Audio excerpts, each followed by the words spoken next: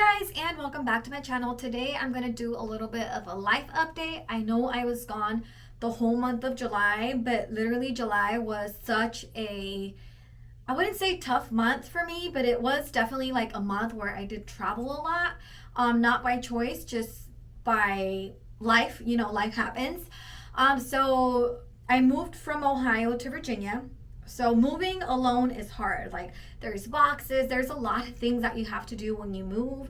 Just like the regular stuff, like, bills, to finding a doctor, to finding a doggy daycare. Like there's so much stuff that goes with moving. So I moved from, let me tell you guys all the traveling I did during the month of July.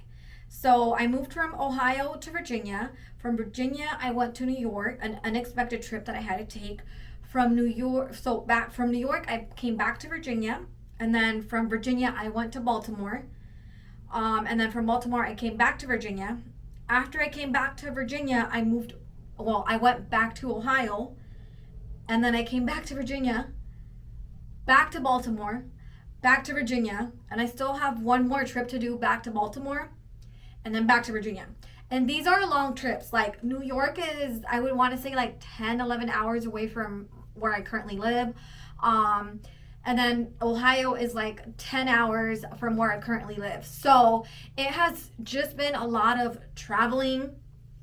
And then also when you travel, there's like, and when you move in general, like there's just boxes and you're eating out a lot, traveling, not by choice, but just the situation that you're put in. Also my dog, like I felt like she might have been a little bit stressed out with all the moving, with all the traveling, because she does travel with me. But the trip that I had to take back to Ohio, a friend who passed away from stage 4 pancreatic cancer, and that was really tough on me. We had known he was sick. He was diagnosed in April of this year, and I got really close to his family, to his mom. Like literally April, May, and June, I was cooking for his mom every single day because his mom was with him, like in the ICU. And like I understand, like as I don't have any children, but like as a mother or as a daughter or like as a family member, and you're like, if you're close to that sick family member, like you're gonna want to be there. You're not gonna want to leave their side. So the mom of my friend was always there in the room 24/7. So I was just taking her meals every single day, April, May, and June, and then I had to move. And my friend passed away in July. He was an amazing person. He had, I don't know if I already said it, but he had stage 4 pancreatic cancer, and it spread to his liver and his lungs. He basically suffocated to death because he just couldn't breathe. But he as far as medical attention, he got the best medical attention possibly, like out there. He was at the James Center in Columbus. So even that alone, like I was driving a lot to Columbus from Dayton, and that's like an hour and a half. But I was driving out there as much as I possibly could just to support, his family. He was an active duty lieutenant colonel. He had his PhD. He was a pilot. He was an engineer. He was just an amazing person all the way around. He had 5 kids, 4 biologically his, and 1 was adopted from China. His mom was a school superintendent, and she literally just stopped working from one day to the next. And I didn't know how much money school superintendents made. And it's personal information, but she said she made, I think, like $400K a year, which is a lot of money. But she literally just dropped everything, resigned her job to be with her son, since April. So April, May, June, July. He passed away in July. So she was able to spend 4 months with their son. I did go to the ceremony that comes with with dying. I did see his casket. It was open, and it was just completely just a sad moment. I will show you. I'm planning on like putting his obituary and laminating it framed, just because he was like a special like friend to our family. And I'm going to show you a picture of him. I'm going to cover his name and stuff like that, but this was his picture, and in the back is his obituary, and I am going to definitely film it, laminate it and frame it and put it up in my house. But yeah, and then so he passed away. I also knew another active duty lieutenant colonel that passed away in April from brain cancer. It was an instant, basically, death from the point he found out to when he died. Like, when your stage 4 is really advanced and you just like have a little bit of time left. I also have a ex coworker. Well, like, I say ex because I used to work with her a long time ago.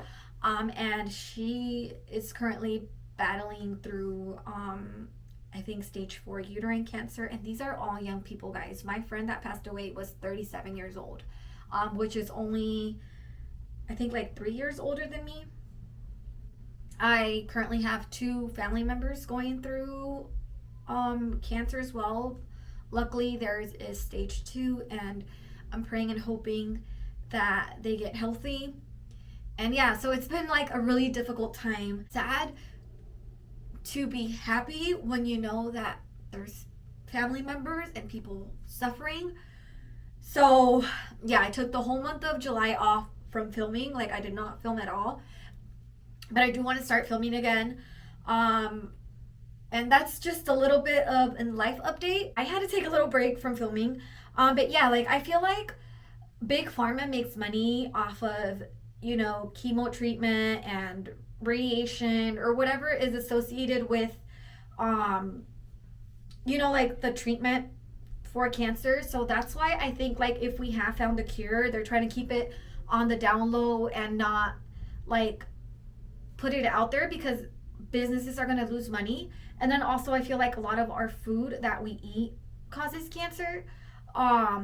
Like, did you guys hear that they're like genetically making chicken now? Like, they can take a sample from a chicken and make chicken from that. Like, I don't know, like, you guys should look into that, because I just found that so weird. Like, it's strange to me that they're making chicken off of a cell, like, and we're eating that. Well, we're not eating that yet, but I'm sure eventually it's gonna be part of our regular consumption. So the COVID vaccine, I've been hearing a lot of like conspiracy theories that also causes some type of like heart problems and awakens cancer cells. And I've been hearing a lot of conspiracy theories. I don't know if you guys heard about LeBron James' son. I think it was LeBron James, that his son, 18 years old, like collapsed and passed out. And also, you guys remember that football player that passed out like last football season? So NFL season of 2022, like, he passed out. But maybe he got hurt, so that's why he passed out. But anyways, I have been hearing a lot of conspiracy theories that the COVID vaccine is causing cancer. And let me tell you guys something. Both of my friends, both of the lieutenant colonels that recently passed away, obviously they were in the military, and you were forced to take the COVID vaccines, at least 2 vaccines, if you were active duty. So, like, I wonder if there's some type of like link between the COVID vaccine and cancer, because I have 2 friends that passed away from cancer, active duty, otherwise healthy people. I just want to let you guys know that I am back. I'm going to try to film more often and upload more often. So thank you guys for watching me, and I'll see you guys next time. Bye, guys.